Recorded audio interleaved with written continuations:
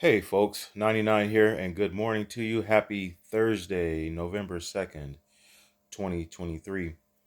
Well, the second unit of the battery backup for the PECRON E2000LFP showed up. And so the second one is here, and I hooked it up, managed to get the cables cascaded correctly. And one of the things, before I forget, I want to go into how I found out that they're actually working and they're actually cascading. And what I was concerned about was the batteries actually balancing each other. So I was getting reports that people were saying that the head unit would use its power, and then if it needed to, it would go to this one. And if you didn't use all the power, then you shut it off, and then the next time you turn it on, you would be using this power, and then this. So these would go back and forth, and so then you would have a fresh battery down here that never got used.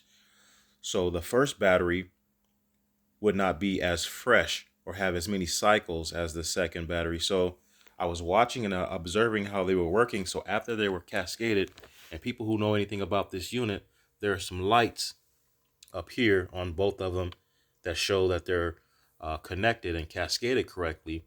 There will be a green light. But as I was observing it and watching it, sometimes I would come in here and I would catch the scrolling lights that are next to the green light. They would go back and forth.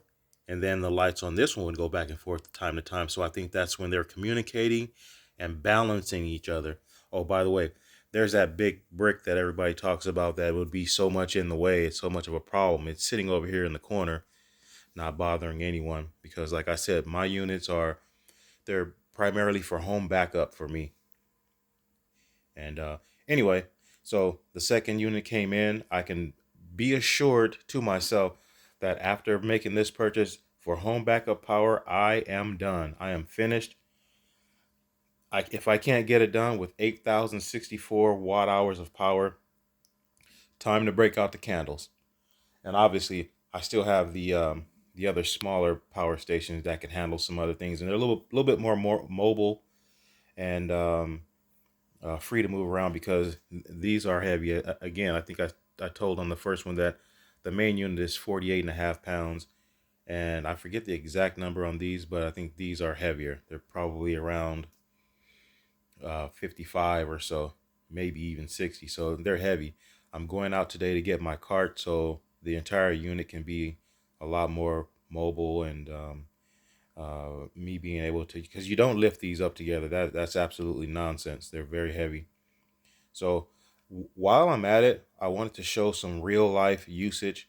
Um, I like to store my power units at about 80% because I believe it's a lot of stress on the batteries if you just have it fully charged, sitting there for months, and all you do is just make sure that it stays charged. I think that's a lot of stress. So after I got them cascaded, the instructions ask for you to make sure that the batteries, the charge level when you cascade them, are kind of equal. My E2000, which is the head unit, was fully charged, and then the backup batteries each came at about 50% or so. So I wanted to discharge my E2000, and so I used my Bouge RV refrigerator freezer, which it's still on right now. And so the amazing thing about this was that I guess that ended up being a real life situation test to show how long would something like that a person might actually use one of these, camping, van life, or even emergency situations, and how long would that last? Well, after everything was fully charged, once they cascaded and they got equal in power, I charged them all up. So everything was at 100%. This Bouge RV 37 quart refrigerator freezer, although it is empty, because the battery power will last, as you can see the lights are on the inside, the batteries will last longer if there's contents inside the refrigerator freezer, because it will retain the coolness longer because it's more dense inside. And I just want to let you see here that it is actually on and it is running. If you can, you might be able to hear the compressor running right now. So it is running right now. So this entire unit ran. Now the compressor stopped.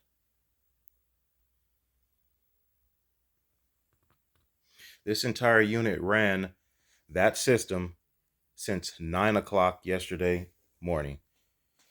And I just noticed that it dropped from 89 to 88% on the display. And I think that's probably about 11% of the total 8,064 watts that this burned in only 24 hours. And right now it is just after, it's about 10 o'clock right now. So 25 hours, 11% or so.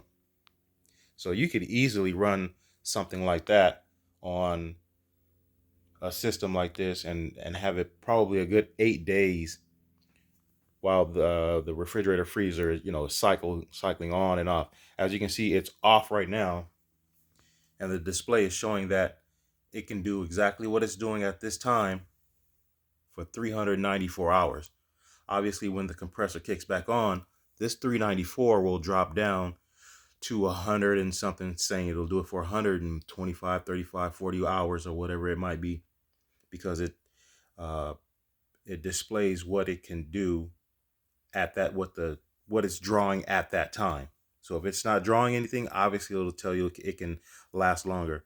When the compressor comes back on, this number will drop because it's actually working harder. So anyway, that was a real life situation that I was figuring that, hey, I can capture that so the folks can see how long something like this will last. So I'm pretty happy about that. I'm pretty happy that it can actually do the work. And I'm telling you, I usually like to let my power stations set at about 80%. I don't like them to be 100%. I think that's a lot of stress on the batteries, like I said. So, and it took a long time for this number to get down to 88% when it started from 100, and that was 25 hours ago.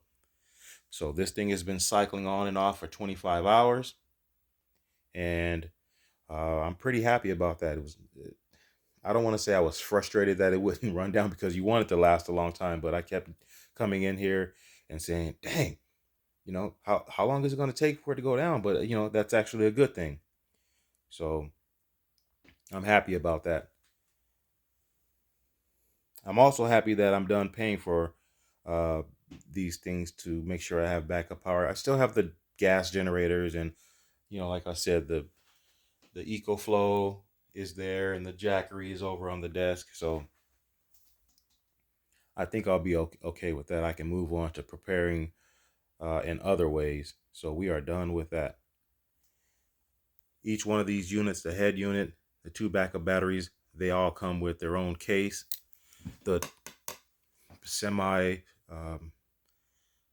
sturdy case, and all of them have their cables, and there are other channels that'll go through all the cables and everything. They both come with MC4 connectors, the DC cigarette. Here's one thing I will show you, that on the main unit, it has the DC plug in the unit. On the backup batteries, there's a cable that plugs up on the DC side that you plug into it, and it has an external DC cigarette lighter plug adapter to it. So these backup batteries can do nearly everything that this can do, except it does not have AC, your normal wall outlet type of plugs. So they do have the capability of having your DC cigarette lighter ports and your USB, USB-A and USB-C. They both have those capabilities of being a power station on their own, minus the AC plugs. So basically they're DC power stations all by themselves. So, okay, folks, I just wanted to give an update on that. 99 is done with his battery backup and power reserves, or whatever you want to call it. SHTF situation, grid down, call it what you want. I'm going to call it done. Out of here, folks. Please respect the working class. Have a good day. Thank you. Oh, let's capture that. Now it's at 147 because the compressor just came back on. 141. So it's telling you that it'll run it with the compressor on. You can hear the compressor.